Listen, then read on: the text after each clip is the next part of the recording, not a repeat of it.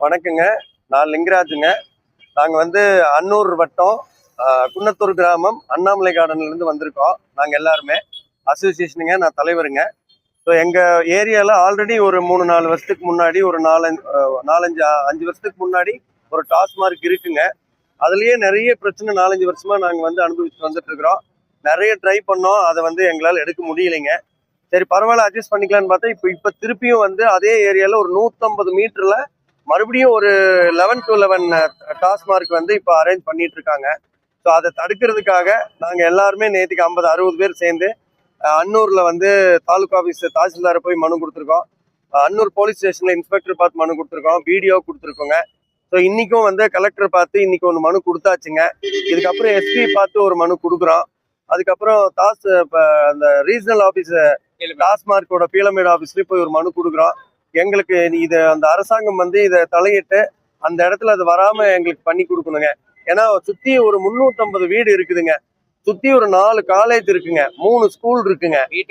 வீட்டை ஒட்டி எங்களோட காம்பவுண்ட் ஒட்டி தான் வருதுங்க. பாரு தள்ளி கூட இல்லைங்க, காம்பவுண்ட ஒட்டியே வருதுங்க. இதை தக்க நடவடிக்கை எடுக்கணும்னு சொல்லி நாங்க எல்லாருமே இன்னைக்கு வந்திருக்கோம், மனு கொடுத்துருக்குறோம். இதை அரசு தலையிட்டு எங்களுக்கு இது நல்ல விதமா அதை தீர்வு பண்ணி கொடுக்கணுங்க.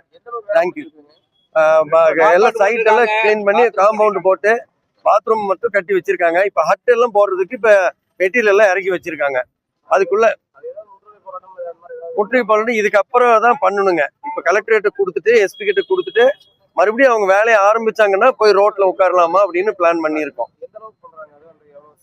ரோடு அது பெருசுங்க, பெரிய ஒரு 60-80 சென்ட்லயே பண்றாங்க. பெரிய 1 ஏக்கரால பெரிய லெவல்ல பண்றாங்க.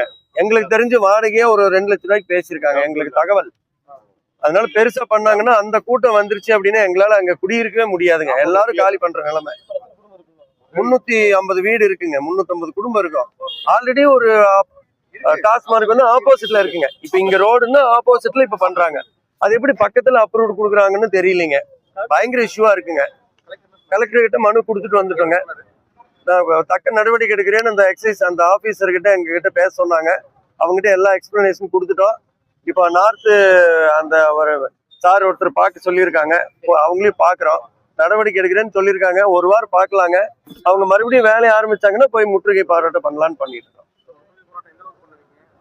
ரோட்ல தான் எங்களுக்கு ஒரு வீட்டுக்கு முன்னாடி தானுங்க, எங்க காம்பவுண்ட் ஒட்டியே பார் வருதுங்க. அங்கேயே உட்காந்து குழந்தைங்க லேடிஸ் எல்லாரும் உட்காந்து கருவலூர் ரோடுங்க, அந்த மெயின் ரோட்லயே உட்காந்து நம்ம முற்றுகை போராட்டம் பண்ணணுங்க. என்ன பண்றதுன்னு தெரியலைங்க. தமிழ் அரசு தான் இதுக்கு